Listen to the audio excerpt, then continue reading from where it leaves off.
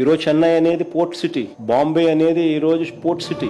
Plan B కింద మేము చెప్పినాం మచిలీపట్నం టు విజయవాడ 70 కిలోమీటర్లు, విజయవాడ టు గుంటూరు మరో 40 కిలోమీటర్లు, మొత్తం ఈ 110 కిలోమీటర్లు నేషనల్ హైవే రోడ్డు ఉంది. ఈ నేషనల్ హైవేకు కాస్త అటు ఇటుగా ఈ మొత్తం క్యాపిటల్ ఏరియా కింద డిక్లేర్ చేయండి. మచిలీపట్నం నుంచి ఎంఏ తీసుకోండి, విజయవాడ నుంచి విఐ తీసుకోండి, గుంటూరు నుంచి GUN తీసుకోండి. మావి గన్ అని పేరు పెట్టండి. మచిలీపట్నం, విజయవాడ, గుంటూరు, మావి గన్.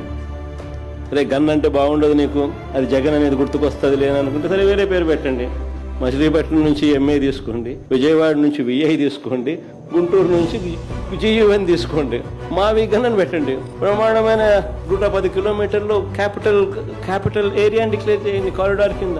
కనీసము ప్లాన్ బి అన్న కనీసం పిక్చర్లోకి వస్తే అట్లీస్ట్ నువ్వు పెట్టే 2 లక్షల కోట్ల రూపాయలు ఈ రాజధాని ప్రాంతంలో అది అయ్యేది కాదు, సచ్చేది కాదు. ఆ 2 లక్షల కోట్లలో 10% పెడితే చాలు. ఈ మచిలీపట్నంకు, ఈ విజయవాడకు, ఈ గుంటూరు మధ్య కనెక్టివిటీ కోసం, ఇతర మౌలిక సదుపాయాలు, చిన్న మౌలిక సదుపాయాల కోసం 10% పెడితే చాలు. ఈ మావి గన్. కానీ ప్రతి జనరేషన్ లోనూ ఆ కొత్త థాట్ ని ముందుకు తీసుకెళ్లేవాడు మాత్రం ఒక్కడే వస్తాడు. వాడే టార్చ్ బేరర్ అంటారు.